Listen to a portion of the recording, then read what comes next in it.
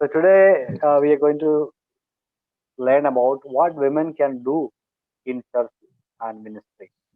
So last class we discussed many things about women's role in church, and today we would like to view this role of women in a more positive manner.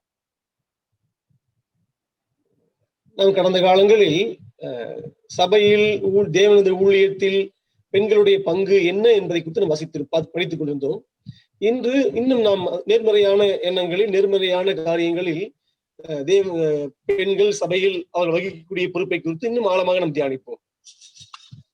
So maybe hearing last week's class, some may doubt that women's role is very minimal in the church.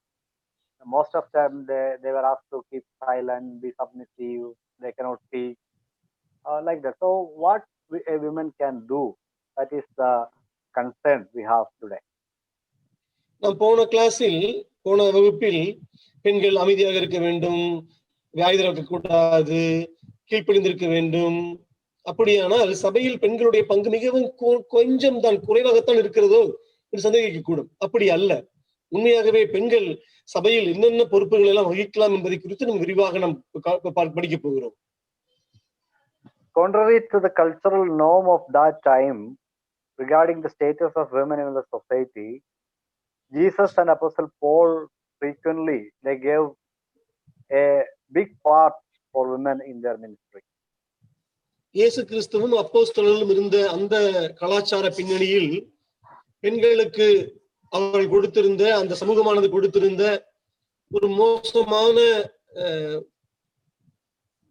மோசமான இடத்தை தாண்டி இடத்துக்கு எதிராக இயேசு கிறிஸ்து அப்போஸ்தலர்கள் பெண்களை மிகவும் உயர்வான இடத்திற்கு அவர்கள் வைத்திருந்தார்கள் அவர்களை.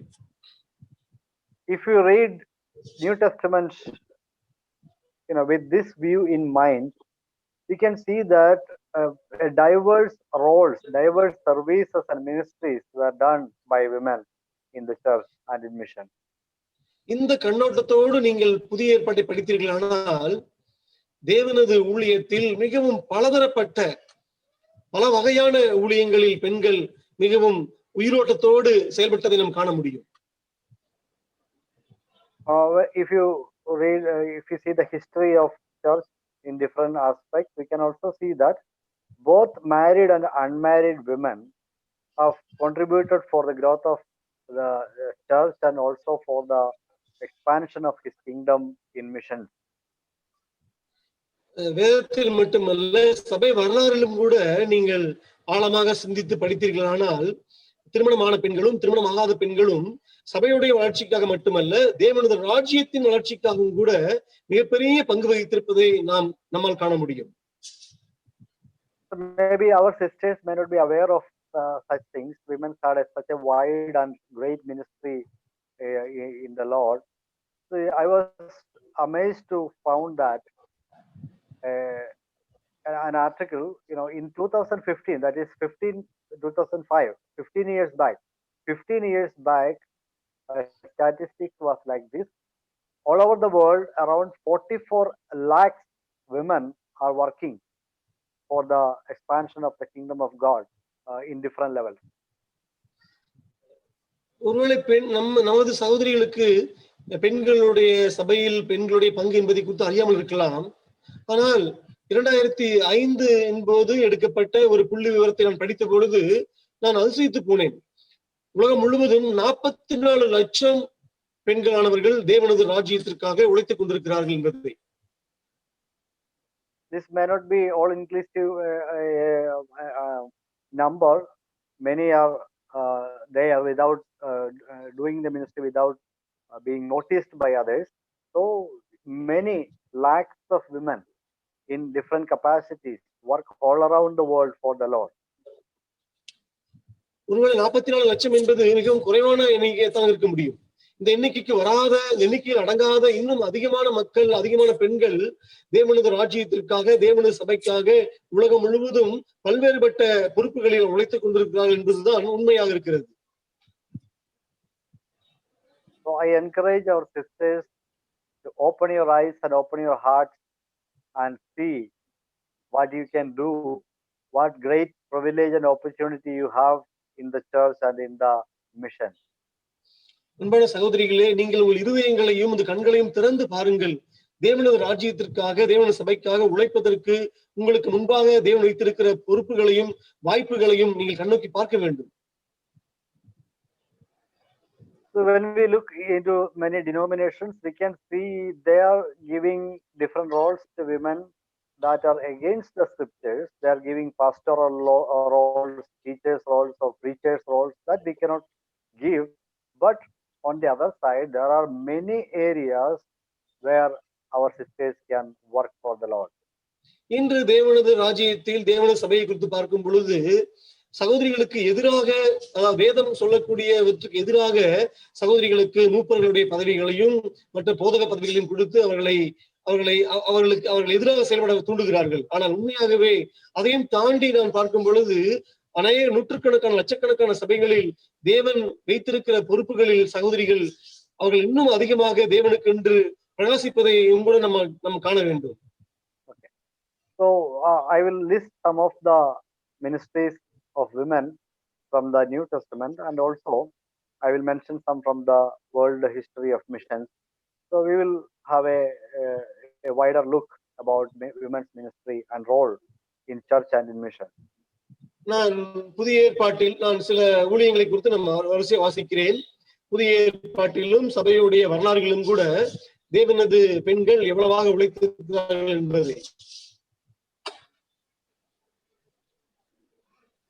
The first role or first service a woman can do in the church and in the mission is prayer.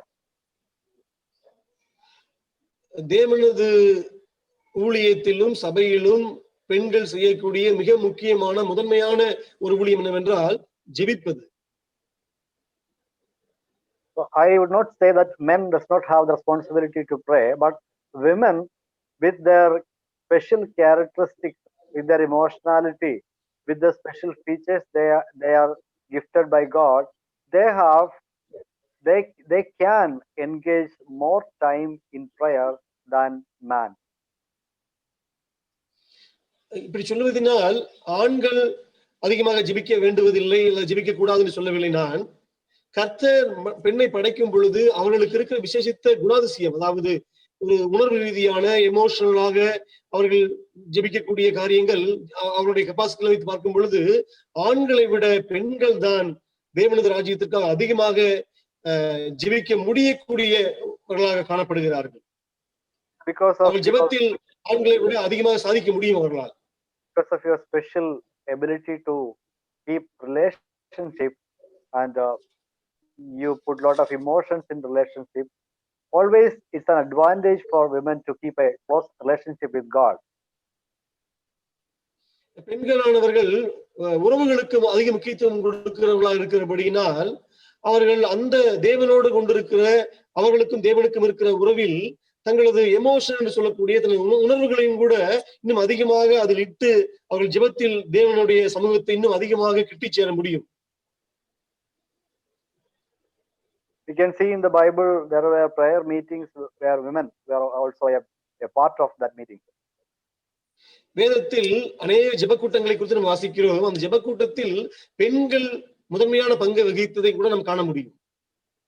We are not seeing women just only in four walls of a house, but they are outside the house doing great ministry of prayer. பெண்களானவர்கள் வெறும் 4 சுவர்களுக்குள்ளாக அடைபட்டு கிடைப்பதல்ல நாம் காண்பது வேதத்தில். 4 சுவர்களுக்கும் வெளியே வந்து அவர்கள் ஜெபிப்பதை கூட நாம் காண முடியும். நம்ம definitely you have to pray sitting in your house, that also is there, but outside the house also we can see women come together in a place and pray for the church, pray for the needs of the church, pray for the mission, and all these things we can see. நிச்சயமாகவே நீங்கள் வீட்டில் ஜெபிக்க வேண்டும், அதை மறுப்பதற்கு இல்லை.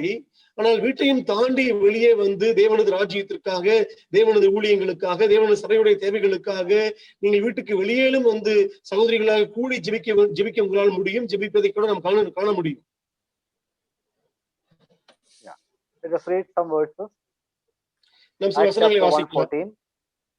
அப்போஸ்தலர் 1:14. அப்போஸ்தலர் 1:14.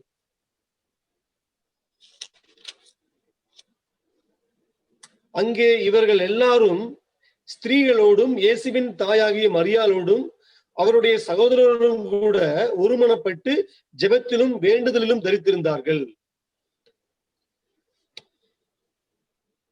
Acts chapter 4. There we know the background.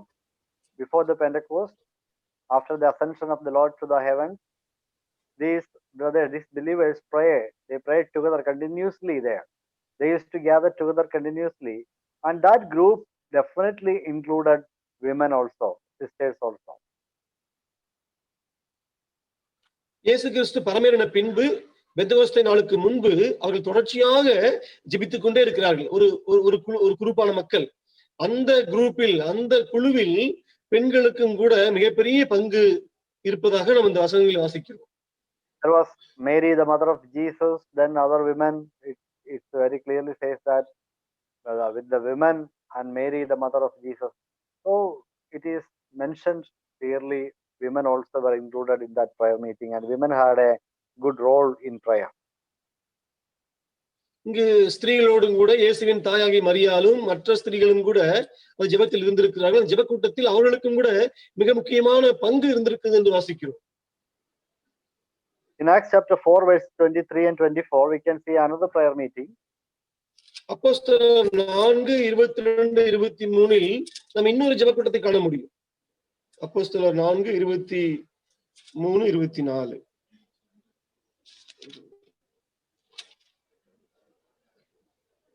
23 brother. 23 and 24. விடுதலையாக்கப்பட்ட பின்பு தங்களை சேர்ந்தவர்களிடத்தில் வந்து பிரதான ஆசாரியர்களும் மூப்பர்களும் தங்களுக்கு சொன்ன யாவையும் அறிவித்தார்கள். அவர்கள் அதை கேட்டு ஒருமனப்பட்டு தேவனை நோக்கி சத்தமிட்டு, கர்த்தாவே, நீர் வானத்தையும் பூமியையும் சமுத்திரத்தையும் அவைகளில் உள்ள யாவற்றையும் உண்டாக்கின தேவனாய் இருக்கிறீர். Yes. So there again they are having a prayer meeting, and women's name are not mentioned there, but we can conclude that we can assume that definitely brothers and sisters might have there. நாம் அவர்கள் அங்கு சில பிரச்சனைகளுக்கு பின்பாக அங்கு சபையானது சேர்ந்து ஜெபிக்கிறது. இங்கே சகோதரர்களுடைய பெயர்கள் குறிப்பிடப்படாவிட்டாலும் கூட நிச்சயமாகவே அவர்களும் சேர்ந்துதான் இந்த ஜெப கூட்டத்தில் இருந்திருப்பார்கள் என்று நாம் அனுமானிக்கலாம். And in chapter 12, Acts chapter 12 verse 12. அப்போஸ்தலர் 12 அதிகாரம் வசனம் 12. அவன் இப்படி நிச்சயித்துக் கொண்டு மார்க்கு என்னும் பெயர் கொண்ட யோவானுடைய தாயாகிய மரியாள் வீட்டுக்கு வந்தான். அங்கே அநேகர் கூடி ஜெபம் பண்ணி கொண்டிருந்தார்கள். Definitely there were women in that group. We can see a girl named Rhoda, and it was the house of Mary, mother of James, mother of John. இந்த ஜெப கூட்டத்திலும் கூட சகோதரிகள் இருந்திருக்கத்தான் வாய்ப்பு அதிகம். அவர்கள் பேசிக் கொண்டிருக்கும் போது கதவை திறப்பதற்காக ரோதை என்ற பெண் வருகிறாள். அது மட்டுமல்லாமல் அந்த ஜெப கூட்டமானது யோவானுடைய அம்மாவாகிய மரியாளுடைய வீட்டில் நடந்து கொண்டிருந்தது வாசிக்கிறோம். So in last class we have discussed that this can be a women's prayer meeting. நான் போன கிளாஸ்ல இதை குறித்து வாசித்தோம். இந்த ஜெப கூட்டமானது பெண்களுக்காக பெண்கள் மட்டுமே நடத்தக்கூடிய ஒரு கூடுகையாக இருந்திருக்கும் என்று நாம் பேசிக் கொண்டிருந்தோம். That's a possibility, because here Peter is telling them in verse 17, tell these things unto James and to the brethren, and he departed and went to another place. இங்கு பேதுருவானவர், நான் விடுதலையாக்கப்பட்டதை நீங்கள் யாக்கோப்புக்கும் சகோதரருக்கும் அறிவிங்கள் சொல்லிவிட்டு வேறு இடத்துக்கு போகிறார். ஒருவேளை அங்கு சகோதரிகள் இருந்திருக்கலாம். சகோதரிகள் எடுத்து சொல்லி நீங்கள் சகோதரர்களுக்கு போய் சொல்லுங்கள் என்றும், இந்த கூட்டத்தில் அவர் சேர்ந்து ஜெபிக்காமல் வேறு இடத்துக்கு போகிறார் அவர்.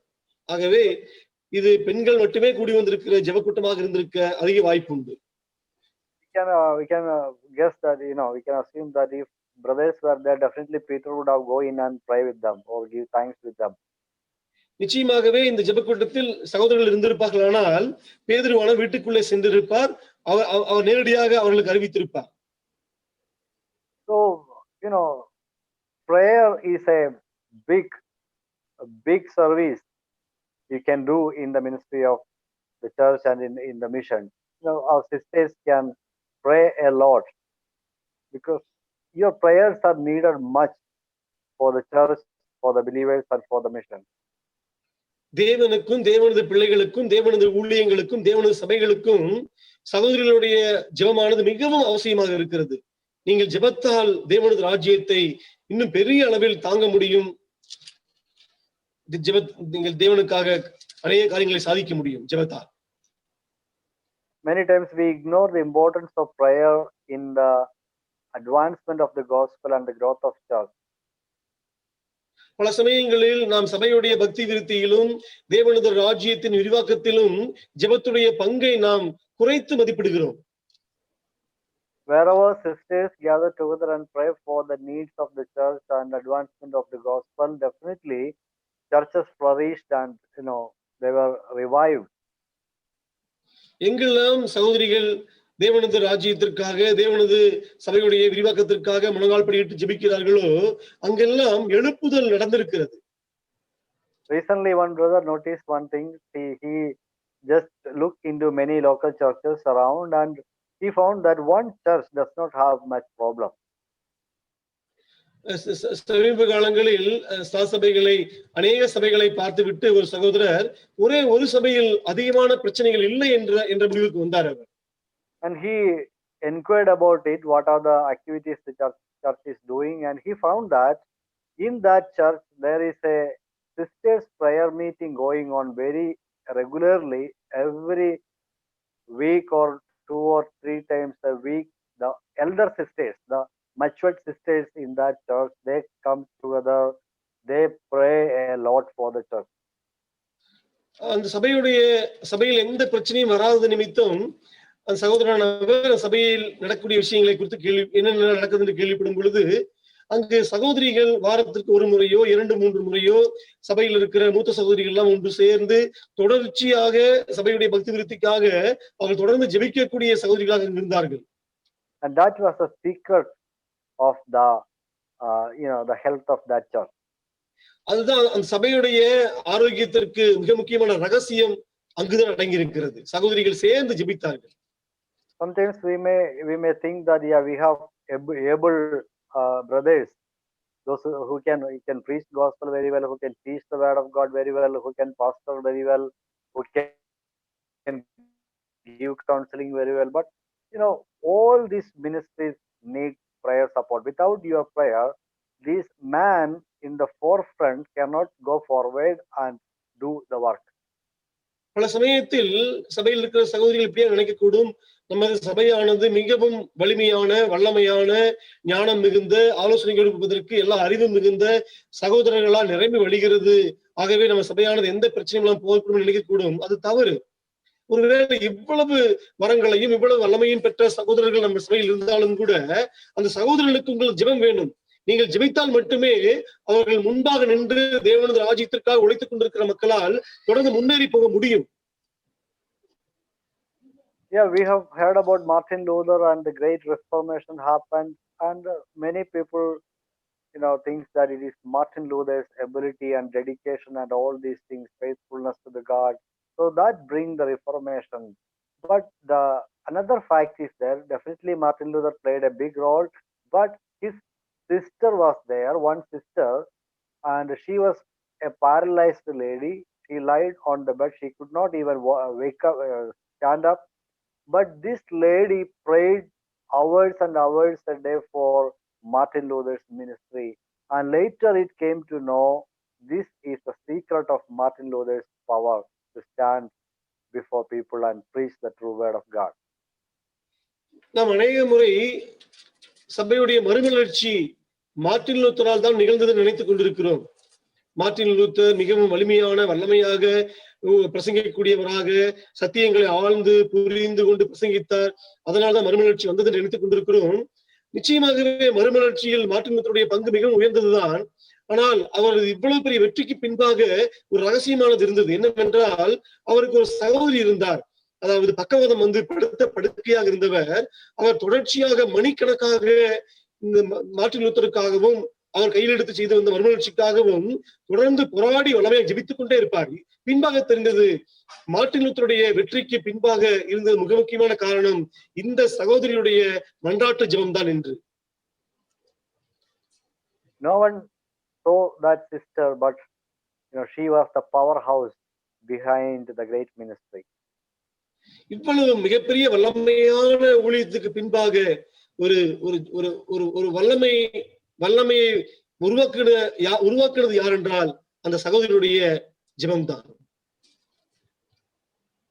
We all know about Charles Spurgeon, the Prince of Preachers. நம்ம எல்லோருக்கும் தெரியும் பிரசங்கியின் இளவரசனாகிய ஸ்பர்ஜன் என்பவரை பற்றி. So one day somebody asked Spurgeon, what is the source of your power? Where do you get this much power to preach the word of God? ஒரு முறை ஸ்பர்ஜனை பார்த்து, உங்களுக்கு இவ்வளவு அருமையாக ஊழியம் செய்வதற்கான வல்லமை எங்கு கிடைக்கிறது? உங்களுடைய ஊழியத்துடைய வளர்ச்சியுடைய வல்லமை எங்கிருந்து நீங்க பெற்றுக்கொள்கிறீர்கள் என்று அவரிடத்தில் கேட்டார்கள். This man asked this question just before a meeting. So Spurgeon told this man to go with him, and he took him downstairs to the basement of that building. Meeting ஆரம்பிப்பதற்கு முன்பாக இந்த மனிதன் ஸ்பர்ஜனிடத்தில் கேள்வி கேட்டபடியால் அவர் அந்த மீட்டிங்குடைய அரங்கத்தினுடைய கீழ் இருக்கக்கூடிய அறைகளில் அவர் அழைத்து சென்று அந்த அறையை திறந்து காட்டினார். And when he opened a door, and this man saw 500 men and women on the knees praying for that particular meeting of Spurgeon. அன்று நடக்கக்கூடிய அந்த முக்கியமான சுவிசேஷ கூட்டத்துக்காக அந்த அறையில் 500 ஆண்களும் பெண்களும் முழங்கால் படியில் நின்று ஸ்பர்ஜனுக்காகவும் அங்கு நடக்கிற ஊழியங்களுக்காகவும் அவர்கள் ஜெபித்துக் கொண்டிருந்தார்கள். So Spurgeon said, this is my generator house, this is my power house. இதுதான் என்னுடைய ஜெனரேட்டர், என்னுடைய பவர் ஹவுஸ், இதுதான் என்னுடைய வல்லமையுடைய வீடு இதுதான் என்று அவர் சொன்னார். So don't think that great men of God stood before the people and preached greatly with powerful messages. They did it with their own ability and power. They had someone to back up with prayer support.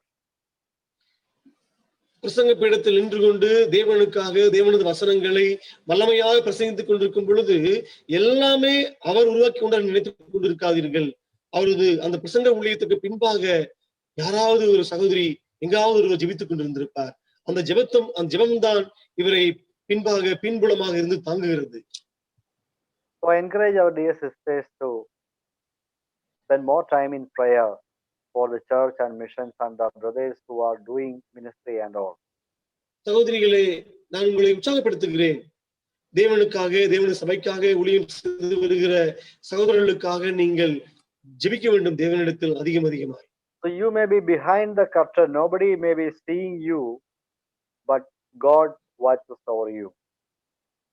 ஒருவேளை நீங்கள் திரைச்சீலைக்கு பின்பாக இருக்கக்கூடும், யாரும் உங்களை காண முடியாது, ஆனால் தேவன் அதை காண்கிறார். நிச்சயமாக ஒரு நாள் உங்களுக்கு சரியான ஒரு பலன் அளிப்பார். Maybe in this life you may not get a credit for that, nobody will appreciate you, nobody will know you even, but God, when you reach heavens, definitely you will get great reward. ஒருவேளை உங்களது இந்த ஊழியத்திற்காக உங்களை யாரும் பாராட்டாமல் இருக்கக்கூடும், நீங்கள் இப்படிப்பட்ட ஊழியத்தை செய்வதை யாரும் அறியாமல் இருக்கக்கூடும், ஆனால் நிச்சயமாக நீங்கள் பரலோகம் செல்லும் பொழுது தேவன் இதற்கான வெகுமதிகளை நிச்சயமாக அவர் தருவார்.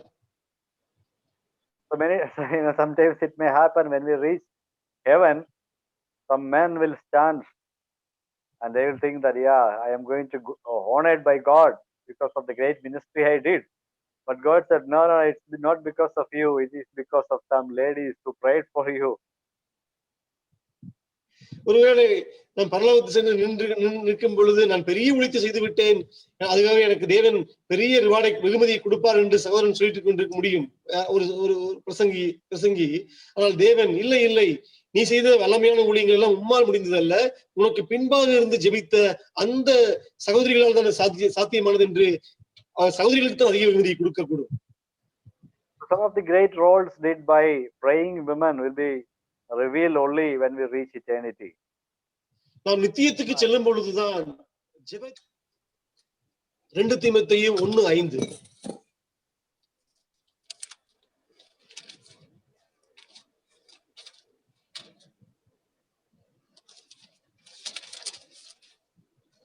அந்த விசுவாசம் முந்தி உன் பாட்டியாகிய லோயிசாளுக்குள்ளும் உன் தாயாகிய ஐனேக்கியாளுக்குள்ளும் நிலைத்திருந்தது, அது உனக்குள்ளும் நிலைத்திருக்கிறது என்று நிச்சயித்திருக்கிறேன். So here Paul is mentioning the name of two women, two pious women, who played a big role in the life of Apostle Timothy.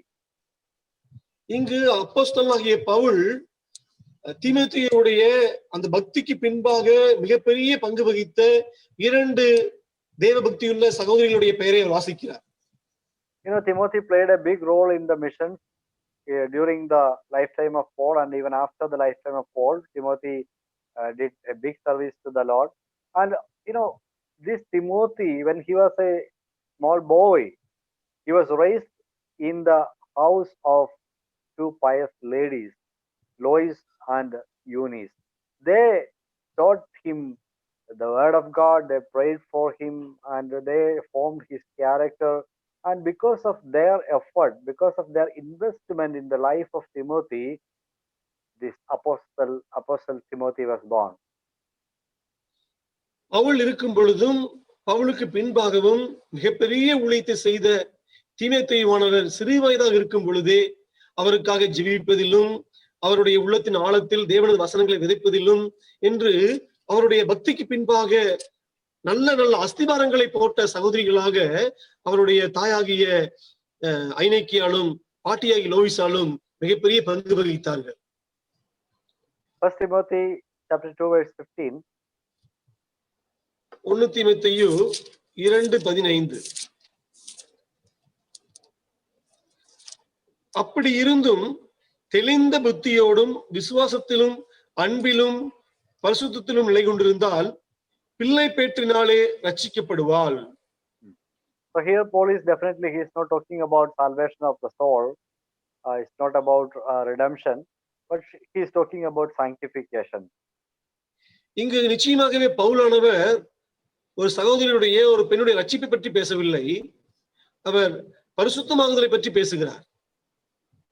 So by doing the role God has given a woman, she can be achieve a great credit before God. She can grow in her salvation. That is her role, that is her responsibility. What is that? It is childbearing. It is not just delivering a child, but to rear a child also. இங்கு பெண்ணானவள் தேவன் அவளுக்கு கொடுத்த அந்த பொறுப்பில் நிலைத்திருக்கும் போது, அதாவது பிள்ளை பெறுவதை பற்றி பேசவில்லை, பெற்றெடுத்த பிள்ளைகளை வளர்க்கக்கூடிய அந்த பொறுப்பில் அவர்கள் பொறுப்போடு செயல்பட்டிருந்தால் நிச்சயமாகவே அவர்களுக்கு மிகப்பெரிய வெகுமதிகளை தேவன் தருவார் என்று இந்த வசனம் சொல்லுகிறது. We don't think that parenting is a small role or a silly thing. பிள்ளைகளை பெற்று வளர்ப்பது என்பது ஒரு சாதாரண விஷயம் என்று நினைத்துக் கொள்ளாதீர்கள். We can see many women in the Old Testament and also in the church history who reared, great men. நம் பழைய ஏற்பாட்டிலும் சபையுடைய வரலாறிலும் மிகப்பெரிய தேவ மனிதர்களை உருவாக்கின சகோதரிகளை குறித்து நாம் வாசிக்க முடியும். What do you say about the mother of Moses? மோசேசுடைய அம்மாவை பற்றி என்ன? See, the strength of Moses, the spiritual strength of Moses, the training he had, it was from his mother for a few years. மோசேவுக்கு இருந்த அந்த ஆவிக்குரிய வல்லமைக்கு பின்பாக அவருடைய அம்மாவுடைய ஜெபமும் அவருடைய பிள்ளை வளர்ப்பும் கூட மிகப்பெரிய பங்கு வகித்தது. He grew up in the palace of Pharaoh, but he never forgot about the God of his mother. பார்வோனுடைய மாளிகையில் அவர் வளர்க்கப்பட்டாலும் கூட அந்த 3 வயது வரைக்கும் அவருடைய அம்மாவானவர் சொல்லிக் கொடுத்த அந்த யூதனுடைய தேவனை அவன் ஒருபோதும் மறக்கவில்லை. What about Hannah? அன்னாளை பற்றி என்ன? Hannah was the key person behind Samuel. சாமுவேலுக்கு பின்பாக இருந்த மிக முக்கியமான தவிர்க்க முடியாத நபர் அன்னாள். When we read the book of Kings, the history of kings in Chronicles and the book of Kings, we can see when mentioning about some kings, the next line is the name of that king's mother. நாம் நாளாகமத்திலும் ராஜாக்கள் புத்தகத்திலும் சில ராஜாக்களை குறித்து வாசிக்கும் பொழுது அந்த ராஜாவுடைய பெயர் சொல்லப்பட்ட உடனே அடுத்த வரியிலேயே அவருடைய அம்மாவை குறித்து வாசிக்க முடியும். Yeah, you just go through these books and you can find lot of names of mothers. அந்த புத்தகத்தை வாசிக்கும் போது அநேக அம்மாக்களை குறித்து வாசிக்க முடியும். And why the mother's name is mentioned? ஏன் அம்மாவுடைய பெயரானது இங்கு அறிவிக்கப்படுகிறது? Because these mothers had sometimes a positive role, sometimes a negative role in that person, in the life of that person. அந்த ராஜாவுடைய வாழ்வில் இந்த அம்மாவானவர் சில சமயங்களில் நேர்மறையான ஒரு பொறுப்பு இருக்கும், சில சமயத்தில் எதிர்மறையான ஒரு பொறுப்பை எடுத்திருப்பார்கள்.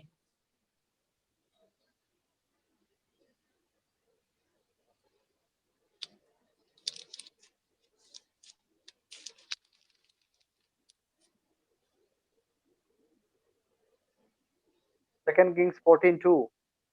One example I will give you. 2 ராஜாக்கள் 14:2 வாசிக்கலாம். அவன் ராஜாவாகிற போது 25 வயதாயிருந்தது. எருசலேமிலே 29 வருஷம் ராஜ்யபாரம் பண்ணினான். எருசலேம் நகரத்தாளாகிய அவன் தாயின் பெயர் யோதானாள்.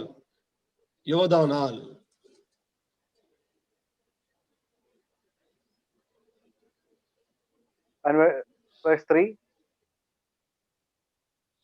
அவன் கர்த்தரின் பார்வைக்கு செம்மையானதை செய்தான், ஆனாலும் தன் தகப்பனாகிய தாவீதை போலல்ல, தன் தகப்பனாகிய யோவா செய்தபடி எல்லாம் செய்தான். So the word of God mentions the name of the mother, and next verse speaks about how his character was, or how his service ministry was.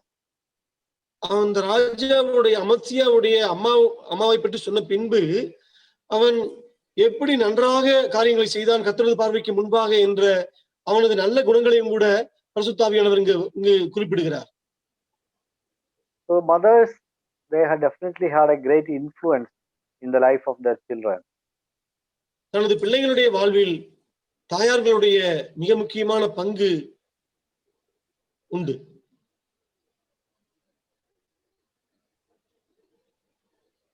Second Kings 15:33.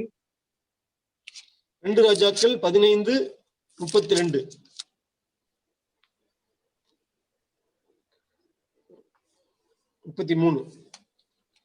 அவன் ராஜாவாகிற போது 25 வயதாயிருந்தது. எருசலேமிலே 16 வருஷம் அரசாண்டான். சாதோக்கின் குமாரத்தியாகிய அவன் தாயின் பெயர் எருசாள்.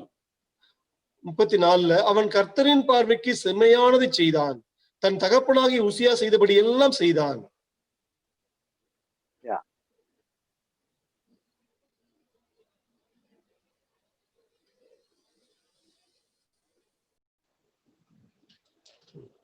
இது எவ்வளவு துக்ககரமான ஒரு விஷயம். துன்மார்க்கமாய் நடப்பதற்கு in 2 Corinthians chapter 22 verse 2 and 3 we can see a negative example, a bad example of a mother,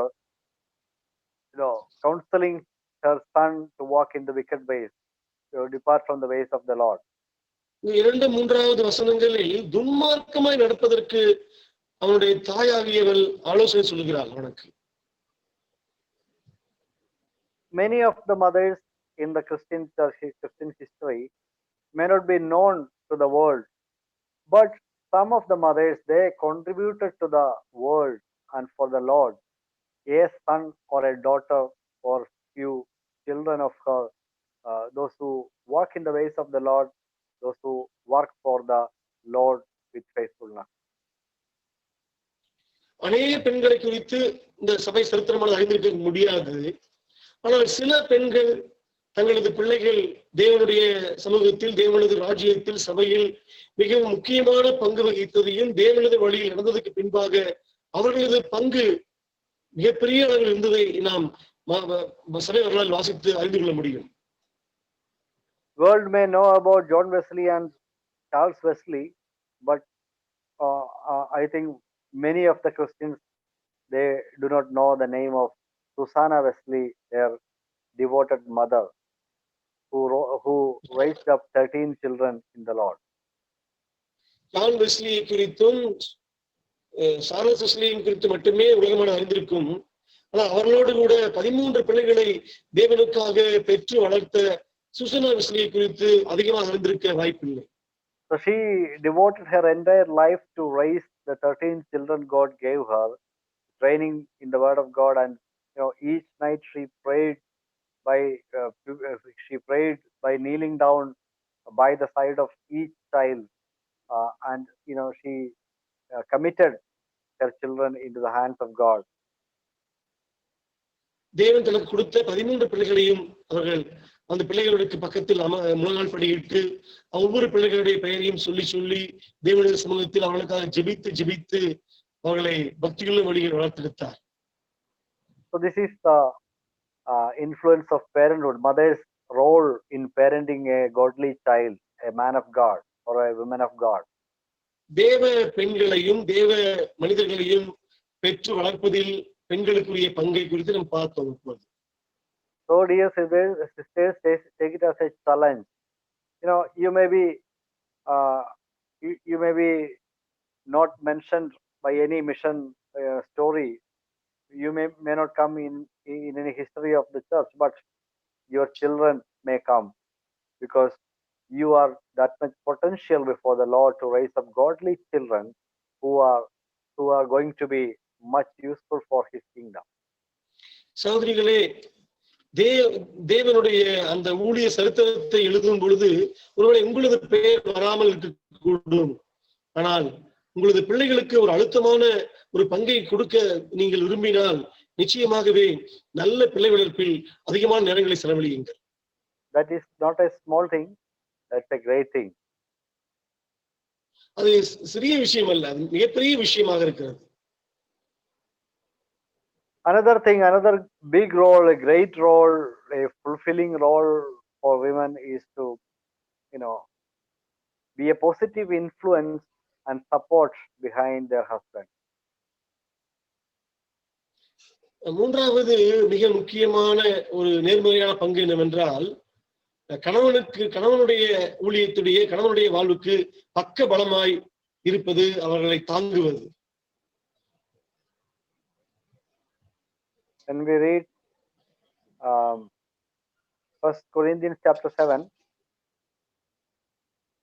1 கொரிந்தியர் 7வது அதிகாரம்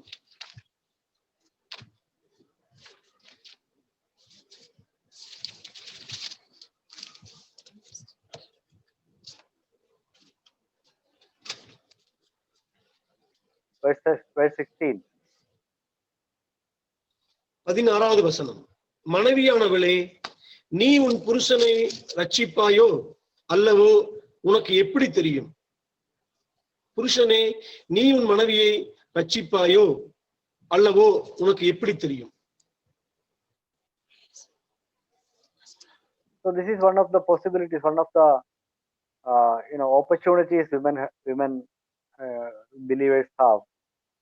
They can lead their husbands to salvation if they are unbelievers. அதாவது தனது கணவன் ரட்சிப்படையாதவனாக இருப்பானால் ரட்சிக்கப்படாத கணவனை ரட்சிப்பில் வழிநடத்தக்கூடிய ஒரு ஸ்லாக்கியத்தை பாக்கியத்தை மனைவியானவளுக்கு தேவன் தருகிறார். So they can play. Many brothers came to the Lord because of the influence of their wives. அநேக தேவ மக்கள், தேவ மனிதர்கள் தங்களது மனைவிகளுடைய நேர்மறையான பாதிப்பின் மூலமாக அவர் ரட்சிப்பில் வழிநடத்தப்பட்டிருக்கிறார்கள். You may know a name, Lee Strobel, who wrote many books, apologetical books, for example, Case for Christ, Case for Faith and all. Case for Christ, Case for Christ, Case for Easter என்று நிறைய புத்தகங்களை எழுதின லீ ஸ்ட்ரோபல் என்று சொல்லக்கூடிய அந்த தற்காப்பியல் கிறிஸ்தவர் பற்றி நீங்கள் தெரிந்திருக்கிறீர்களா? Once he was an infidel, he did not believe in God, and his wife was a believer. He used to go to church every week. அவர் ரட்சிக்கப்படாததுக்கு முன்பாக தேவன் இல்லை என்று சொன்ன ஒரு நாத்திகவாதியாக இருந்தார். ஆனால் அவரது மனைவி ஒரு ரட்சிக்கப்பட்ட சகோதரி, தொடர்ச்சியாக சபைக்கு போய்கொண்டிருந்தவர். He intellectually denied God, but he could not deny the God of his wife. அவர் அறிவுபூர்வமாக தேவன் இல்லை என்று சாதித்தார். ஆனால் தனது மனைவியுடைய தேவனை அவரால் அனுபவ ரீதியாக இல்லை என்று சொல்ல அவரால் முடியவில்லை. Finally, he had to surrender to the God of his wife, and he also accepted Christ as his savior and started attending the church. கடைசியாக தனது மனைவியுடைய தேவனுக்கு முன்பாக அவர் தன்னையே அர்ப்பணிக்க வேண்டிய ஒரு சூழலுக்கு தள்ளப்பட்டார். அவரும் கூட ஒரு நல்ல ஒரு கிறிஸ்தவனாக மாறினார். Then as a ministry support of your husband, கணவனுடைய ஊழியத்துடைய உடன் பங்காளியாக, the power of a praying wife is, is enormous. You will not understand it. Without the prayer support of a wife, a husband cannot do a faithful or fruitful ministry. கணவனுடைய ஊழியத்துக்கு பின்பாக ஜெபத்தால் தாங்குகிற மனைவியுடைய பங்கை நாம் மறுதலிக்க முடியாது. ஒரு மனைவி ஜெபத்தால் கணவனை தாங்காவிட்டால் கணவன் மிகவும் தேவனது சமூகத்தில், தேவனது ராஜ்யத்தில் மிகவும் ஒரு உன்னதமான ஊழியத்தை செய்வதற்கு அவரால் கூடவே கூடாது. Many men of God, we know today, do their ministries because they have a praying wife. அநேக தேவ மனிதர்கள் இன்றும் தேவனுக்காக நல்ல ஊழியங்களை செய்து வருகிறார்கள் என்றால் அதற்கு மிக முக்கியமான காரணம் அவர்களுக்கு பின்பாக ஜெபிக்கும் மனைவிகள் இருந்தார்கள். And I have also no doubt whatever ministry I am doing, because it's not about my power or my ability, but I have a praying wife. சகோதரர் செய்யக்கூடிய எந்த ஊழியமாக இருந்தாலும் கூட நான் என்னுடைய திறமையால் செய்தேன் என்று சொல்வதற்கு இல்லை. பின்பாக சகோதரருடைய மனைவி சகோதரருக்காக ஜெபித்தார், ஜெபிக்கக்கூடிய மனைவி சகோதரருக்கு உண்டு என்று சொல்லுகிறார். I am confident because whenever I get onto the stage to preach the word of God, I know my wife will be praying at home in that time. எப்பொழுதெல்லாம் சகோதரர் பிரசங்கப்படத்தில் நின்று பிரசங்கிக்கிறாரோ அப்பொழுதெல்லாம் அவரது மனைவி அவருக்காக வீட்டில் ஜெபித்துக் கொண்டிருப்பார் என்ற உறுதி அவருக்கு இருக்கிறது. So to know that also is a great support. Even my wife say that, as I go and preach, take the class today, I will pray for you. I will be on the knees in that time. So by hearing that also you will get a lot of encouragement. To know that somebody is there to support you, back up you, to intercede for you before the Lord. And that's a extra energy for us to do the ministry. நீங்கள் போய் ஊழியங்களை செய்யுங்கள், நீங்கள் பிரசங்கியுங்கள், அந்த சமயத்தில் உங்களுக்காக ஜெபிக்கிறேன் என்று அந்த வார்த்தைகளை கேட்கும் பொழுதே இன்னும் தேவனுக்காக வல்லமையாக ஊழியம் செய்ய நமக்கு உற்சாகம் நமக்கு தானாக கிடைக்கும். Let me ask you, who will be the most who can pray for a person more earnestly than his wife? நான் உங்களை பார்த்து கேட்கிறேன், உங்களுக்காக உங்களது மனைவியை தவிர வேறு யார் வல்லமையாக உங்களுக்காக ஜெபிக்க முடியும்? So sisters, who can pray for your husband more than you? சகோதரிகளே, உங்களது கணவனுக்காக மனைவியாக உங்களை தவிர வேறு யார் இவ்வளவு வல்லமையாக ஜெபிப்பதற்கு உண்டு? If you want to see your husband's ministry progressing or getting fruitful, you have to spend time on your knees for your husband and the ministries he's doing. உங்கள் கணவன் செய்யக்கூடிய ஊழியம், உங்கள் கணவனுக்காக அந்த ஊழியமானது வளர்ந்து பெருக வேண்டுமானால் நீங்கள் முழங்காலில் நின்று உங்கள் கணவனுக்காகவும் கணவன் செய்யக்கூடிய ஊழியத்திற்காகவும் நீங்கள் மணிக்கணக்காக போராட வேண்டும். Another important factor I would like to point as a supportive role of or a positive influence of a wife is, a woman is in influencing a man to correct his errors. அடுத்ததாக மனைவியுடைய முக்கியமான பங்கு என்னவென்றால், சகோதரியுடைய முக்கியமான பங்கு என்னவென்றால், கணவனானவன் செய்யக்கூடிய தவறை திருத்திக் கொள்வதில் அவருக்கு செய்யக்கூடிய ஒரு உதவி. Is it possible? அது சாத்தியமா? If it is possible, how can you do that? அது ஒருவேளை சாத்தியம் என்றால் அதை எப்படி செய்வது நீங்கள்? That is what Apostle Peter is saying in 1 Peter chapter 3 verse 1. 1 பேதுரு 3வது அதிகாரத்தில் அப்போஸ்தலனாகிய பேதுரு அதற்கான வழிமுறைகளை கொடுக்கிறார்.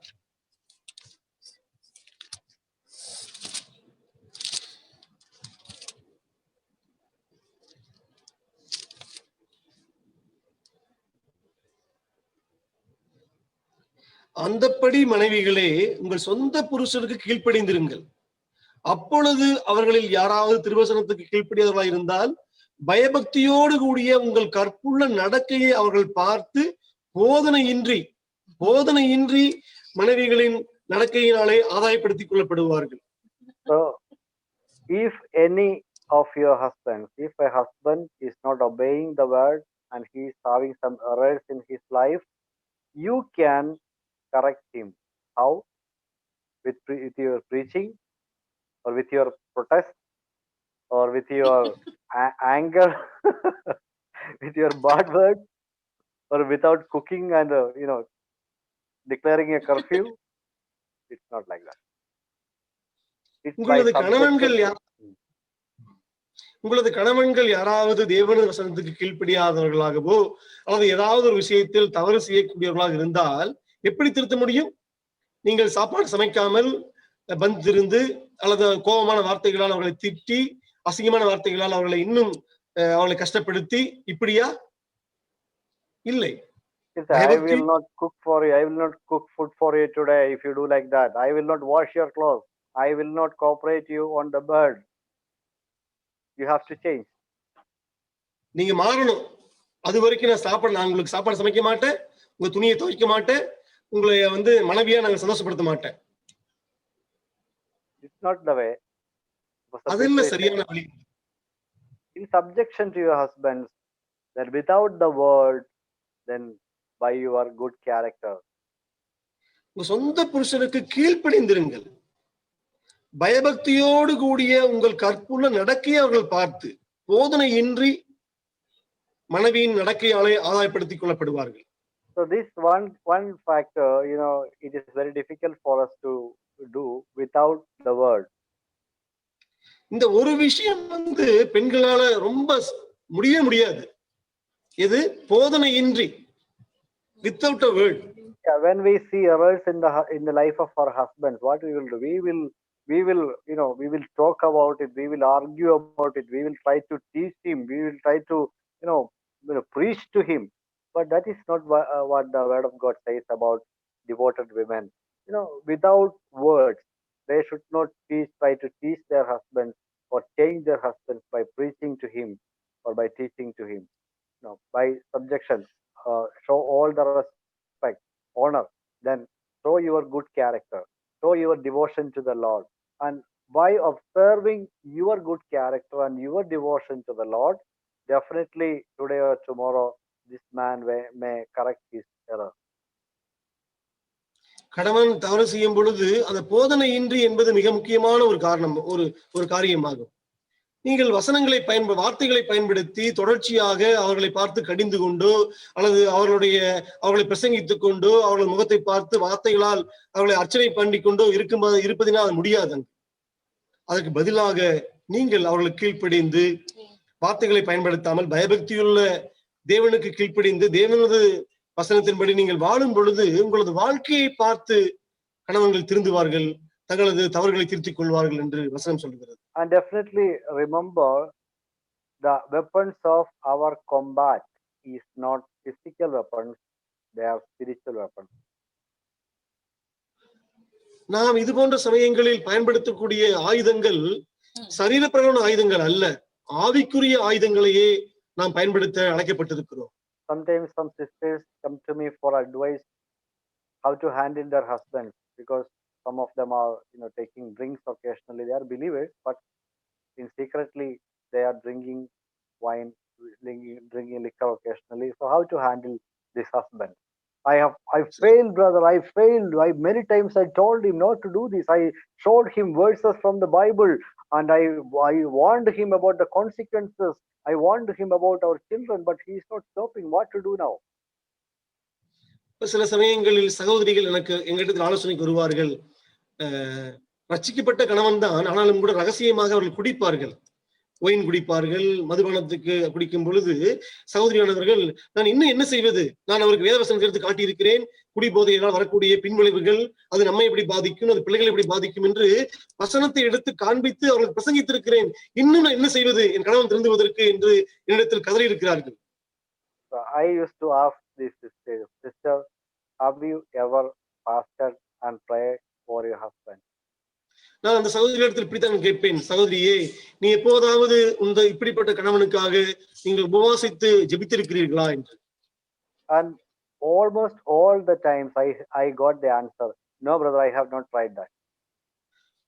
எல்லா சமயத்திலும் எனக்கு இந்த பதில் தான் கிடைக்கும், இல்லை இல்லை, என் கணவனுக்காக நான் உபவாசம் இருந்து ஜெபித்தது இல்லை என்று சொல்லுவார்கள். I'll say, before I give some counseling, you go and do that in your home. Pray to the Lord, be on your knees for your husband, at least for 1 or 2 days. You go and fast for your husband, then you come. நான் அந்த சகோதரிக்கு மேற்கொண்டு ஆலோசனை கொடுப்பதற்கு முன்பாக முதலாவது நீங்கள் வீட்டுக்கு சென்று 1 நாள் 2 நாள் நீங்கள் உபவாசித்து கணவனுக்காக ஜெபியுங்கள், அதற்கு பின்பு வாருங்கள் என்று நான் அவர்களை திருப்பி அனுப்பி விடுவேன். One sister once came and told me that I doubt brother, my husband is having illegal affairs with some women.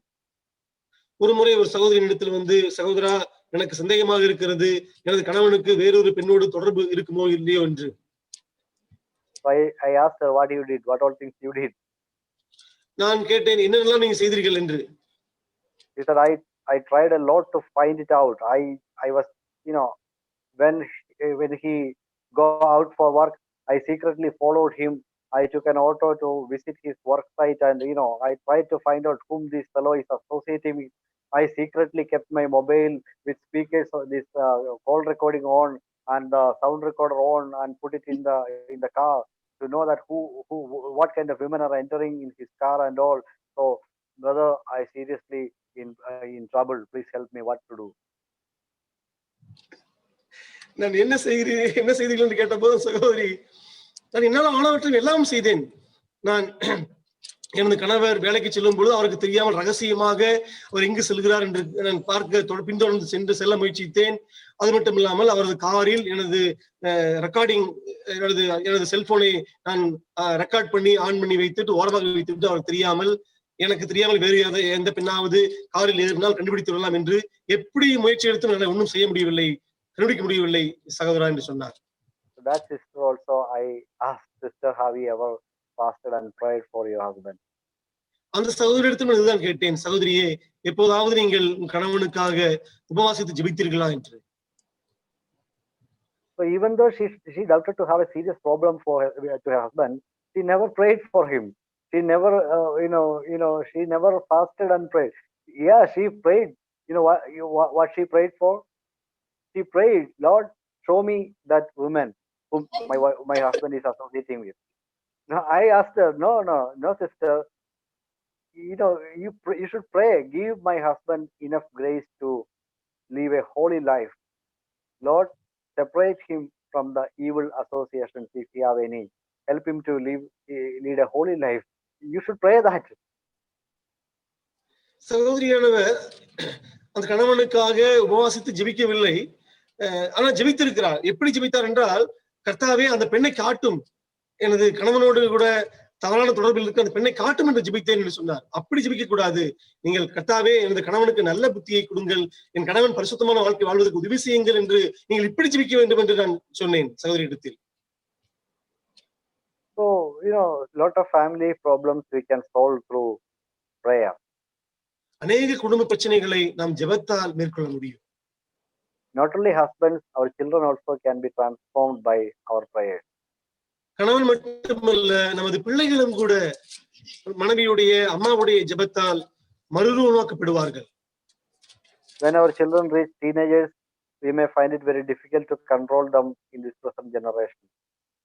இன்றைய தற்கால கலாச்சாரத்தில் நமது பிள்ளைகள் பருவத்தை வந்தடையும் பொழுது அவர்களை கட்டுப்படுத்துவதில் பெற்றோர்களுக்கு மிகப்பெரிய பிரச்சனை இருப்பது உண்டு.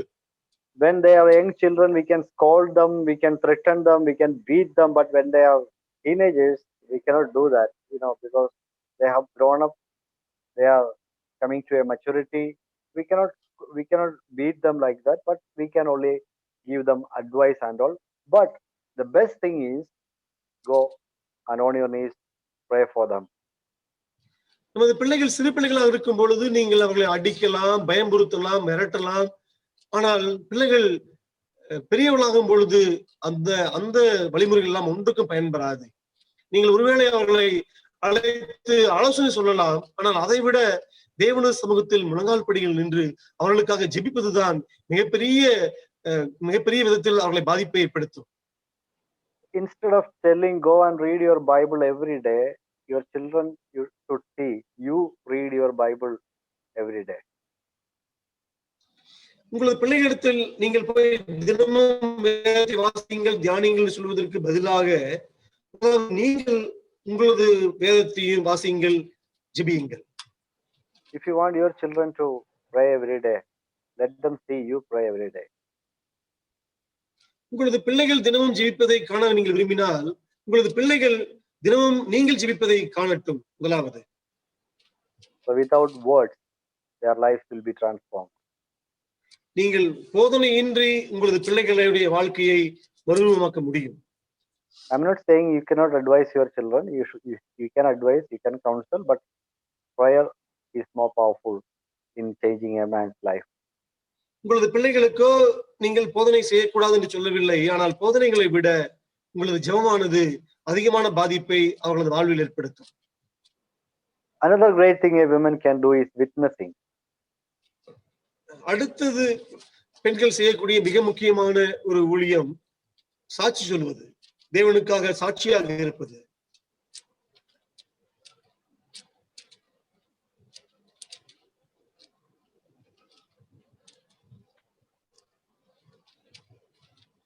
First Peter chapter 2, 1 பேதுரு 2 verse 9.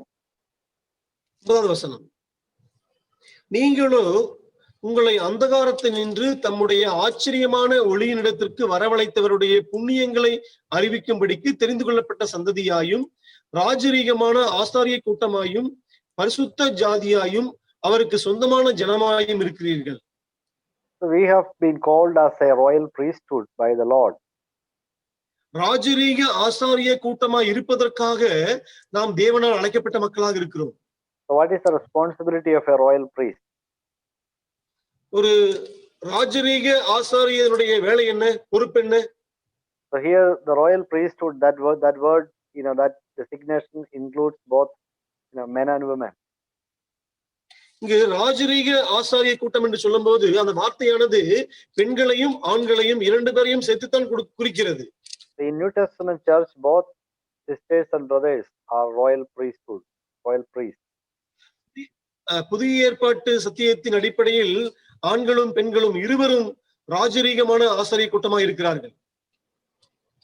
So our duty is to show forth the excellencies of him who called you. நம்மை அழைத்தவருடைய புண்ணியங்களை அறிவிக்கும்படி நாம் தெரிந்து கொள்ளப்பட்ட மக்களாக இருக்கிறோம். The witnessing, that is what is called witnessing, to share with others what you have experienced, what blessings you had from the Lord. தேவனிடத்தில் நீங்கள் அனுபவித்த ஆசீர்வாதங்களை நீங்கள் மற்றவர்களுக்கு சொல்வதுதான் சாட்சியாக இருப்பது என்ற அர்த்தமாகும். Tell the greatness of our Lord Jesus Christ to others. நமது இயேசு கிறிஸ்துவுடைய மகிமையையும் மகத்துவத்தையும் மற்றவர்களுக்கு சொல்லுங்கள். So that is every believer's duty, regardless of age or education or calling. Both men and women should witness Christ. அழைப்போ அல்லது வயதோ அல்லது எந்த விதமான வேறுபாடும் இல்லாமல் எல்லாரும் இயேசு கிறிஸ்துடைய புண்ணியங்களையும் இயேசு கிறிஸ்துடைய மகத்துவத்தையும் மற்ற மக்களுக்கு அறிவிப்பதற்காக நாம் அழைக்கப்பட்ட மக்களாக இருக்கிறோம். We can see this kind of witnessing in Old Testament and also in New Testament. இப்படிப்பட்ட காரியங்களை நாம் புதிய ஏற்பாட்டிலும் பழைய ஏற்பாட்டிலும் நாம் பார்க்க முடியும். நம்மால் a good example from Old Testament can be seen in 2 Kings chapter 5 verse 2 and 3. மிக முக்கியமான நல்ல ஒரு எடுத்துக்காட்டானவர் 2 ராஜாக்கள் அதிகாரம் 5 நாம் பார்க்க முடியும். 1, 2 and 3 you can read the 3 verses. 2 ராஜாக்கள் 5 1 2 3 வாசிக்கலாம். சீரிய ராஜாவின் படைத்தலைவனாகிய நாகமான் என்பவன் தன் ஆண்டவனிடத்தில் பெரிய மனுஷனும் எண்ணிக்கையுள்ளவனுமாய் இருந்தான். அவனை கொண்டு கர்த்தர் சீரியாவுக்கு ரட்சிப்பை கட்டளையிட்டார். மகா பராக்கிரமசாலியாகிய அவனோ குஷ்டரோகியா இருந்தான். சீரியாவிலிருந்து தண்டுகள் புறப்பட்டு இஸ்ரேல் தேசத்திலிருந்து ஒரு சிறு பெண்ணை சிறைபிடித்துக் கொண்டு வந்திருந்தார்கள். அவள் நாகமானின் மனைவிக்கு பணிவிடை செய்து கொண்டிருந்தாள். அவள் தன் நாச்சியாரை பார்த்து, என் ஆண்டவன் சமாரியாவில் இருக்கிற தீர்க்கதரிசி இடத்துக்கு போவாரானால் நலமாயிருக்கும், அவர் இவருடைய குஷ்டரோகத்தை நீக்கி விடுவார் என்றார். See, this little maid, a small girl, maybe below the age of 15, maybe 10 or 12 years old. இந்த சிறிய பெண் ஒருவேளை 10 வயதுக்கு கீழாக இருந்திருக்க கூடும். இந்த சிறு வேலைக்கார பெண்ணானவள், and she told her mistress what she knew about her God and the prophet. அவள் தனக்கு தெரிந்த தனது தேவனை பற்றியும் தேவனது தீர்க்கதரிசியை பற்றியும் தனது எஜமானிக்கு அவள் சாட்சி சொல்கிறாள். So because of the words of this little girl, Naaman went to Elisha. இந்த சிறு பெண்ணுடைய வார்த்தையின் பொருட்டு நாகமானவன் அந்த ராஜாவிடத்துக்கு செல்கிறான். So we know the story. This man went to Elisha and Elisha asked him to dip himself 7 times in Jordan and he was healed. இந்த மனிதன் கடைசியாக எலிசாவிடத்துக்கு வழிநடத்தப்படுகிறார். அவர் யோர்தான் நதியில் 7 முறை முங்கி எழுந்திருக்கும் பொழுது அவர் குணமடைவதை நாம் அறிந்திருக்கிறோம். Later, this man became a believer in the Lord. அதற்கு பின்பாக இந்த மனிதன் ஒரு விசுவாசியாக மாறுவதை கூட நாம் அறிவோம். Verse 17, 2 Kings chapter 5 verse 17.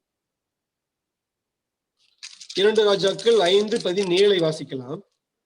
அப்பொழுது நாகமான், ஆனாலும் 2 கோவேறு கழுதைகள் சுமக்கத்தக்க 2 பொதிமண் உமது அடியனுக்கு கட்டளையிட வேண்டும். உமது அடியேன் இனி கர்த்தருக்கே அல்லாமல் அந்நிய தேவர்களுக்கு சர்வாங்க தகனத்தையும் பலியையும் செலுத்துவது இல்லை. So here now he decided to live for the Lord. He said, I will serve only Jehovah. I will offer sacrifice only to Jehovah. நான் இனிமேல் யெகோவாவுடைய தேவனைத்தான் வணங்கப் போகிறேன், அவருக்கு மட்டும்தான் நான் பலி செலுத்துவேன், அவரை மட்டும்தான் ஆராதிப்பேன் என்கிறார். See, this pagan man who worshipped idols and offered sacrifices to idols, he came to the knowledge of true living God because of a little girl. ஒரு சிறிய ஒரு பெண்ணினால் ஒரு விக்கிரகத்தை தேவன் வணங்கிக் கொண்டிருந்த ஒரு புறஜாதியான் உண்மையான ஜீவனுள்ள தேவனை ஆராதிப்பதற்கு தனது வாழ்க்கையை ஒப்புக் கொடுக்கிறார். In New Testament we can see a good example in John chapter 4. நாம் புதிய ஏற்பாட்டில் யோவான் அதிகாரம் 4 ஒரு மிக உன்னதமான ஒரு உதாரணத்தை நாம் பார்க்க முடியும். You know, Lord Jesus Christ met with the Samaritan girl. She lived in she was a sinful lady and she believed in Jesus Christ. And later what happened? She went back to her village and told people, started witnessing our Lord Jesus Christ to the people of that village. மிகவும் ஒரு மோசமான வாழ்க்கை வாழ்ந்து கொண்டிருந்த ஒரு சமாரிய பெண்ணானவள் இயேசுவால் ரட்சிப்பை கண்டடைந்த பின்பு அவள் வசித்த அந்த சமாரிய அந்த நாட்டிற்கே அவள் தன் குறிப்பாக அந்த கிராமம் முழுவதற்கும் இயேசுவை சாட்சியாக அறிவித்து அவர்கள் எல்லோரையும் தேவனிடத்தில் அழைத்து வருகிறார். John chapter 4 verse 39. யோவான் 4:37. 39. நான் செய்த எல்லாவற்றையும் எனக்கு சொன்னார் என்று சாட்சி சொன்ன அந்த ஸ்திரீயினுடைய வார்த்தை நிமித்தம் அந்த ஊரில் உள்ள சமாரியரில் அநேகர் அவர் மேல் விசுவாசம் உள்ளவர்களானார்கள். So this lady was not an educated lady, not a reputed lady in the society. She was a sinful lady, but because of her witnessing, lot of people came to the Lord. இந்த சகோதரியானவர் அந்த சமூகத்தில் நல்ல ஒரு வாழ்க்கை வாழ்ந்தவள் அல்ல, அவள் மிகவும் படித்தவள் அல்ல. ஆனால் இவள் இயேசுவின் நிமித்தம் சொன்ன சாட்சி நிமித்தம் அநேக மக்கள் அவர்கள் இயேசுவை இரட்சகராக கண்டுகொள்கிறார்கள். See, what about our sisters? Do you share gospel? Do you witness to the persons you meet? Maybe your neighborhood, maybe your neighbors, maybe your co-workers, maybe your classmates, whosoever it may be. Do you share your testimony? நம்ம சகோதரிகளை பற்றி என்ன, நீங்கள் எப்படி இயேசுவுக்காக சாட்சி சொல்கிறீர்கள்? உங்களுக்கு பக்கத்து வீட்டில் இருக்கக்கூடிய மக்கள், நீங்கள் வேலை செய்வீர்களானால் உங்களது உடன் வேலையாட்கள் அல்லது மற்ற உங்களுக்கு தொடர்பில் உள்ள மற்ற சகோதரிகள், அவர்களுக்கு நீங்கள் இயேசுவுடைய சாட்சியை பற்றி சொல்லுங்கள், இயேசுவுக்காக சாட்சி கூறுங்கள். I know some sisters who faithfully do witnessing our Lord, and because of that faithful witnessing, many have come to the Lord. எனக்கு சில சகோதரிகளை தெரியும், தேவனுக்காக மிகவும் ஜாக்கிரதையாக உண்மையாக இயேசுவுக்காக சாட்சி சொன்னவர்கள். அவர்கள் நிமித்தம் அநேக ரட்சிக்கப்பட்டதையும் கூட நான் கண்டிருக்கிறேன். We have a church with a few families, around 10 families, but 3 or 4 families came to the church because of one sister. நமது சபையில் 10 குடும்பங்களுக்கு மேலே உண்டு. அதில் 3 குடும்பங்கள் ஒரே ஒரு சகோதரி தேவனுக்காக சாட்சி சொன்ன அந்த ஊழியம் செய்த நிமித்தம் 3 குடும்பங்கள் சபையில் சேர்க்கப்பட்டிருக்கிறது. That is possible. அது சாத்தியம்தான்.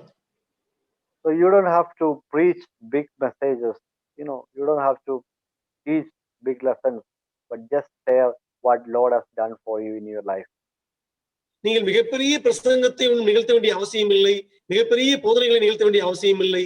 இயேசு உங்களுக்கு என்ன செய்தாரோ அதை நீங்கள் மற்றவர்களுக்கு சொல்லுங்கள், தேவன் அதை பயன்படுத்துவார். You can be effective witnesses to the Lord.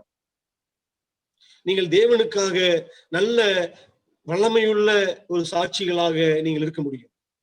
You can bring people to faith. நீங்கள் அநேகரை விசுவாசத்துக்குள்ளாக அழைத்து வர முடியும். Many churches were formed because of women. அநேக சபைகள் நிறுவப்பட்டிருக்கிறது, ஆரம்பிக்கப்பட்டிருக்கிறது உண்மையுள்ள சகோதரிகளுடைய ஊழியத்தினால். Women played good role in many places. அநேக இடங்களில் சகோதரிகள் மிகப்பெரிய பங்கு வகிக்கிறார்கள் தேவனது ஊழியத்தில். Another great ministry women can do is teaching. அடுத்து தேவன் சகோதரிகள் செய்யக்கூடிய மிக முக்கியமான ஊழியம் போதிப்பது. Titus chapter 2 verses 3 to 6. தீத்து அதிகாரம் 2. தீத்து அதிகாரம் 2 verse 3 to 6. 3 6 முடிய. முதிர் வயதுள்ள ஸ்திரீகளும் அப்படியே பரிசுத்தத்திற்கு ஏற்ற விதமாய் நடக்கிறவர்களும் அவதூறு பண்ணாதவர்களும் மதுபானத்திற்கு அடிமைப்படாதவர்களுமாய் இருக்கவும், தேவவசனம் தூசிக்கப்படாதபடிக்கு பாலிய ஸ்திரீகள் தங்கள் புருஷரிடத்திலும் தங்கள் பிள்ளைகளிடத்திலும் அன்புள்ளவர்களும் தெளிந்த புத்தியுள்ளவர்களும் கற்புள்ளவர்களும் வீட்டில் தரித்திருக்கிறவர்களும் நல்லவர்களும் தங்கள் புருஷனுக்கு கீழ்ப்படிகளுமாய் இருக்கும்படி அவர்களுக்கு படிப்பிக்கத்தக்க நற்காரியங்களை போதிக்கிறவர்களுமாய் இருக்கவும் முதிர் வயதுள்ள ஸ்திரீகளுக்கு புத்தி சொல்லு. அப்படியே பாலிய புருஷரும் தெளிந்த புத்தியுள்ளவர்களாய் இருக்கவும் நீ புத்தி சொல்லு. The teachers of goodness and trainers of young women, young ladies. Please. These elder women in the church, they have the responsibility to teach younger women. சபையில் இருக்கிற முதிர்ந்த சகோதரிகளுக்கு, சபையில் இருக்கிற இளம் சகோதரிகளுக்கு போதிக்கக்கூடிய பொறுப்பை தேவன் கொடுத்திருக்கிறார். What all things they need to teach? என்னென்ன விஷயங்களை எல்லாம் இந்த முதிர்ந்த சகோதரிகள் இளம் சகோதரிகளுக்கு போதிக்க வேண்டும்? They teach goodness. அவர்கள் நல்ல காரியங்களை போதிக்க வேண்டும், நல்ல நடக்கையுள்ள மக்களாக இருக்க வேண்டும் போதிக்க வேண்டும். They teach good things in Christian life, how to do good things, how to live a good life, how to lead a good family life, how to be a good wife, how to be a good mother. All these training should be given to younger ladies by elder ladies. எப்படி நல்ல பெண்ணாக இருப்பது, நல்ல கணவனா, நல்ல மனைவியாக இருப்பது, நல்ல தாயாராக இருப்பது, நல்ல ஒரு கிறிஸ்துவ சகோதரியாக இருப்பது, நல்ல நடத்தியுள்ள மக்களாக இருப்பது என்பதற்கு இப்படிப்பட்ட காரியங்கள் எல்லாம் அந்த சகோதரிகளுக்கு இவர்கள் போதிக்க வேண்டும், அவர்களை பயிற்சிவிக்க வேண்டும். So don't think that it's all the responsibility of man to teach the church, the whole church. No, women also can teach, but they can teach women and children. சபையில் இருக்கிற எல்லாருக்கும் போதிக்கிற பொறுப்பு ஆண்களுக்கு தான் உண்டு நினைத்துக் கொள்ளாதீர்கள். சபையில் இருக்கிற சகோதரிகள் போதிக்க வேண்டும், அந்த பொறுப்பை தேவன் தந்திருக்கிறார் அவர்களுக்கு. So most of the women are ignorant about this responsibility. They don't take up this responsibility in training younger generation. அநேக சகோதரிகளுக்கு இந்த விஷயங்கள் தெரிவதில்லை, அவர்கள் முன்வருவது கிடையாது. இளம் வாலிப பிள்ளைகளை, இளம் வாலிப பெண்களை அவர்கள் தேவனது வழியில் நடத்துவதற்கும் பயிற்சிப்பதற்கும் முதிர்ந்த சகோதரிகள் முன்வர வேண்டும். But many times they do what Apostle Paul forbade them. He told them not to do. That is speaking evil of others. ஆனால் பெரும்பாலான சபைகளில் பவுலானவர் எதை செய்யக்கூடாது என்று சொன்னாரோ அதைத்தான் செய்து கொண்டிருக்கிறார்கள், மற்றவர்களை குறித்து பொல்லாத விஷயங்களை பேசுவது. So when you gather together for a women's meeting, when you get some children around you, when you get some young girls around you, what you should do? Our sisters, you should teach them good things. Something good you have to give them. சபையில் பெண்கள் சேர்ந்து கூடி வரும் பொழுது, அங்கு வாலிப பெண்களும் சில குழந்தைகளும் இருக்கும் பொழுது சகோதரர் என்ன செய்ய வேண்டும்? அவர்களுக்கு நல்ல விஷயங்களை செய்யும்படி போதிக்க வேண்டும். We can see there were prophetess in the New Testament. புதிய ஏற்பாட்டில் தீர்க்கதரிசிகள் உண்டு என்று வாசிக்கிறோம். In Acts chapter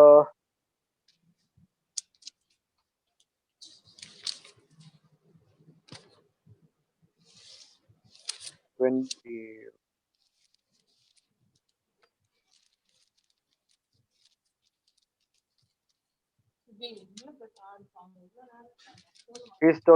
Paul is talking, Luke is talking about Philip. He had 4 daughters who were prophetess.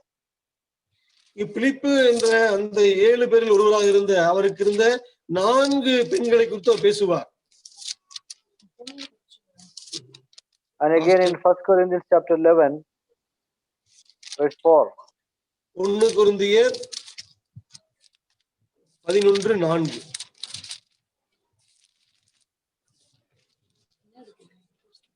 ஜெபம் பண்ணுகிற போதாவது, தீர்க்க தரிசனம் சொல்லுகிற போதாவது, தன் தலையை மூடிக்கொண்டிருக்கிற எந்த புருஷனும் தன் தலையை கனவீனப்படுத்துகிறான். ஜெபம் பண்ணுகிற போதாவது, தீர்க்க தரிசனம் சொல்லுகிற போதாவது, தன் தலையை மூடிக்கொள்ளாதிருக்கிற எந்த ஸ்திரீயும் தன் தலையை கனவீனப்படுத்துகிறார். So prophecy is a gift women also had or have. தீர்க்க தரிசன வரங்கள் பெண்களுக்கும் கூட உண்டு. So what is prophecy? தீர்க்க தரிசனம் என்றால் என்ன? It is teaching and preaching of the word. தேவனது வசனத்தை பிரசங்கிப்பதும் போதிப்பதுமாகும். So women can do that. பெண்கள் அதை செய்ய முடியும். Where? எங்கு? Among women. சகோதரிகளுக்கு மத்தியில் மட்டும். Because 1 Timothy chapter 2, Paul very clearly says that he does not permit women to teach man. 1 தீமோத்தேயுவில் சகோதரர்கள் இருக்கும் இடத்தில் சகோதரிகள் பிரசங்கிக்க கூடாது, போதிக்க கூடாது என்று தடை செய்யும் பொழுது 1 Timothy chapter 2 verse 12. 1 தீமோத்தேயு 2:12. உபதேசம் பண்ணவும் புருஷன் மேல் அதிகாரம் செலுத்தவும் ஸ்திரீயானவளுக்கு நான் உத்தரவு கொடுக்கிறதில்லை, அவள் அமைதலா இருக்க வேண்டும். So because we have this this ban about teaching men by women, definitely we can understand where women can teach. It's among women and also they can teach children. அதாவது சகோதரர்கள் மத்தியில் பெண்ணானவள் போதிக்க கூடாது என்று தடை செய்வாரானால் வேறு எங்கு போதிக்க முடியும்? நிச்சயமாகவே சகோதரிகள் பெண்கள் இருக்கும் இடத்தில் குழந்தைகள் இருக்கும் இடத்தில் அவர்கள் போதிக்க முடியும், போதிக்க வேண்டும். So they can teach. அவர்கள் போதிக்கலாம் சகோதரிகளுக்கு. Here when we conduct sisters camp and all the classes are taken by sisters. நாம் சகோதரிகளுக்கென்று சில முகாம்களை ஒழுங்குபடுத்தும் பொழுது அங்கு பிரசங்கிப்பதெல்லாம் சகோதரிகள் தான். You know, many Sunday school teachers are sisters. Sunday class பிள்ளைகளுக்கென்று சண்டே கிளாஸ் இருக்கும் பொழுது அதனுடைய போதகர்கள் எல்லாமே பெண்கள் தான். And when you know, we have 2 meetings these days for ladies, exclusively for ladies. So in that meeting also, most of the sisters, they share what they learned from the word of God. They in that group, many of them used to share. இரண்டு zoom group கிளாஸ்கள் உண்டு. அந்த class முழுவதுமே சகோதரிகள் தான் தேவனிடத்தில் கற்றுக்கொண்டதை அவர்கள் அந்த கிளாஸின் மூலமாக போதிக்கிறார்கள். Okay, I think it's our time, 1.5 hours. நமக்கு நேரம் முடிந்து விட்டது. Balance in the next class we will continue the rest of the class. மீதமுள்ளதை நம்ம அடுத்த வகுப்பில் நாம் தியானிப்போம்.